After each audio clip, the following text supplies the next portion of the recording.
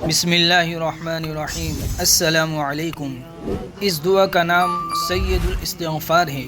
اس کی فضیلت یہ ہے، جو شخص یہ دعا دین میں یقین کے ساتھ پڑھے اور اسی دن فوت ہو جائے تو وہ جنت میں جائے گا، اور جو رات کو پڑھے اور اسی رات فوت ہو جائے تو وہ بھی جنت میں جائے گا۔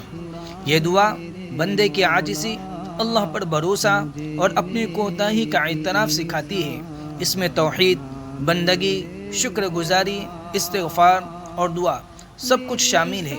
یہ ہمیں سکھاتی ہے کہ گناہ سے انکار نہیں، بلکہ اس کا اعتراف اور خالص دل سے توبہ اللہ کو پسند ہے۔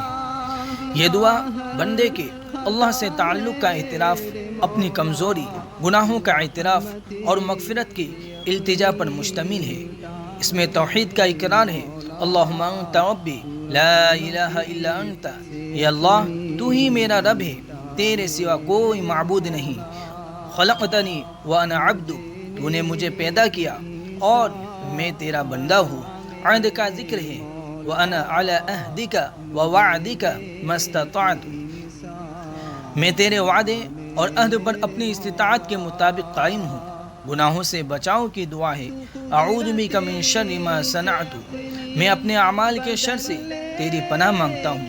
اللہ کی نعمتوں کا اعتراف ہے، ابوء لک بنعمتک علی، میں تیرے احسانات کا اقرار کرتا ہوں۔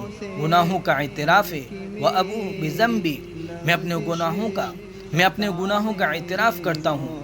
مغفرت کی درخواست ہے، فاغفر لی فإنہ لا یغفر الذنوب الا انت، پس تو مجھے بخش دے، بے شک تیرے سوا کوئی گناہوں کو نہیں بخشتا، ان اللہ غفور رحیم۔